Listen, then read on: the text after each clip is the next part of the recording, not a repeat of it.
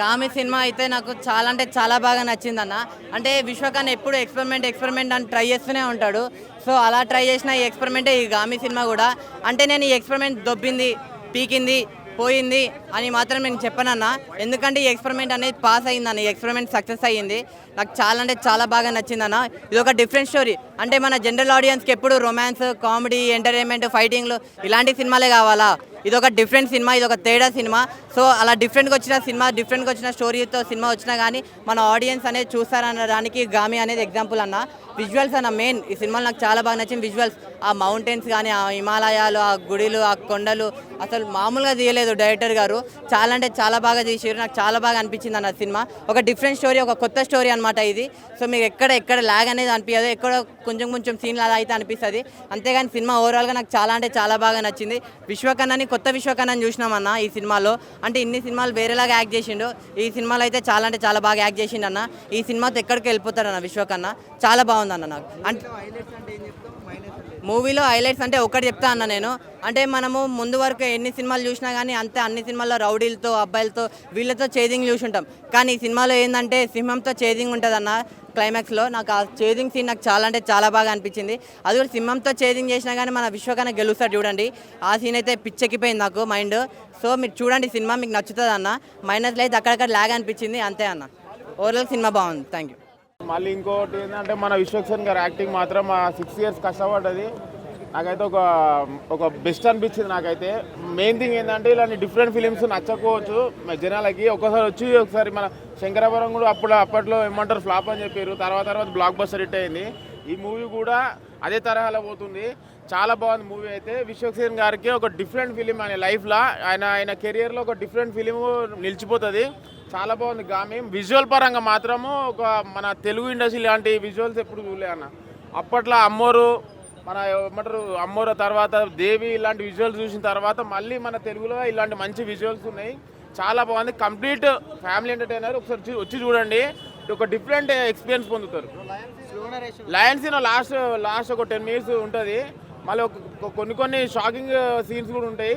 ఒకసారి చూస్తే అర్థమైతే, చెప్తే ఏమంటారు ఎక్స్పీరియన్స్ పోతుంది. ఓవరాల్గా మూవీ మాత్రం చాలా బాగుంది. రేటింగ్ 3.5 ఇచ్చేసి.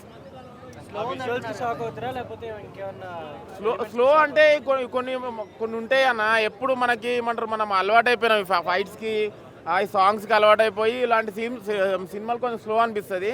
కాకపోతే ఇలాంటి డిఫరెంట్ ఫిలిమ్స్ కూడా మన తెలుగులో ఎంకరేజ్ చేస్తారు. కంపల్సరీ ఇది అయితే మంచి మూవీ, కంపల్సరీ వాచ్ చేయాలని కోరుకుంటున్నాను. ఓపికతో మీరు మూవీని చూడాల్సి వస్తుంది. విఎఫ్ఎక్స్ నుంచి, మ్యూజిక్ నుంచి, డైరెక్టర్ గారి హార్డ్ వర్క్ కూడా కనిపిస్తుంది మన మూవీ మొత్తం.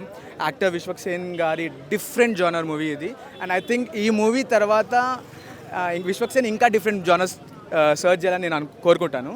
అండ్ ఎవ్రీ యాక్టర్ లైక్ ఇక్కడ ఈ మూవీలో 3 roles ఉన్నాయి, డిఫరెంట్ రోల్స్ ప్యారలల్గా రన్ అవుతుంటుంది.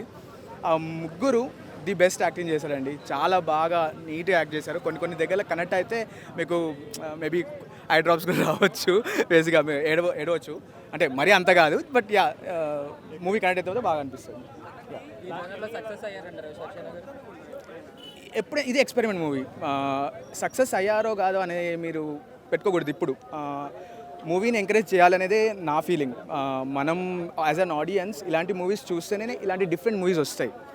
మనం ఎప్పుడు ఇది మాస్గా లేదు అది ఇది అనుకుంటే మాత్రం కష్టం అండి ఇలాంటి మూవీస్ రాకపోవడం. సో నేనైతే ఇప్పటికి ఇది ఒక చేంజ్ అనుకుంటున్నాను, ఈ మూవీ ఇండస్ట్రీలో ఒక చేంజ్ అనుకుంటున్నాను. ఈ మూవీతో ఇలాంటి మూవీస్ ఇంకా రావాలని కోరుకుంటున్నాను.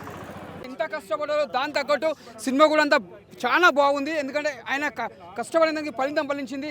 అసలు ఆ సినిమా చూస్తుంటే మనకు ఒకటి మళ్ళీ ఒక రాజమౌళి సినిమా తీసినట్టు ఒకటి, అది మన మొగధీర బ్యాక్గ్రౌండ్ కానీ, మ్యూజిక్ కానీ, స్క్రీన్ ప్లే కానీ, డైరెక్షన్ కానీ దాని తీసిన మాత్రం డిఫరెంట్ ఉంది. ఫస్ట్ హాఫ్ అంతా స్లో ఉన్న, సెకండ్ హాఫ్ మాత్రం ఆ మంచుకొండలో తీయడం మాత్రం చాలా డిఫరెంట్ ఉంది. స్టోరీ కానీ అసలు కథ కానీ డిఫరెంట్. అంటే ఈ సినిమా చూసినా కూడా మనకు మళ్ళీ ఇంట్రెస్ట్ ఉంటుంది.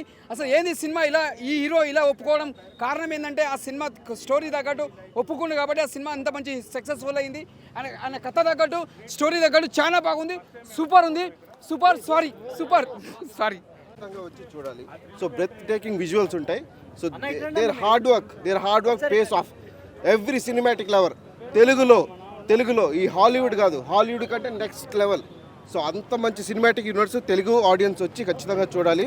సో మీరు అందరూ మా friend co director is Pratyush Vatyam, ఖచ్చితంగా అందరూ వచ్చి మీ ఫ్రెండ్ ఉన్నారు కాబట్టి మీరు చూడండి అంటున్నారు మూవీ. ఖచ్చితంగా. సో నేను ఎలా అయితే చెప్తున్నానో, so it's bottom of my heart, చాలా బాగుంది. So is a debut director. So తనకి ఫస్ట్ డైరెక్షన్ ఫస్ట్, విద్యాధర్కి ఫస్టే, ప్రత్యూష్కి ఫస్టే. So group of young people వచ్చి ఇంత కష్టపడి ఒక తెలుగు సినిమాని నెక్స్ట్ లెవెల్ తీసుకెళ్లారు. So this is not a small thing, it's a very big thing. అందరూ వచ్చి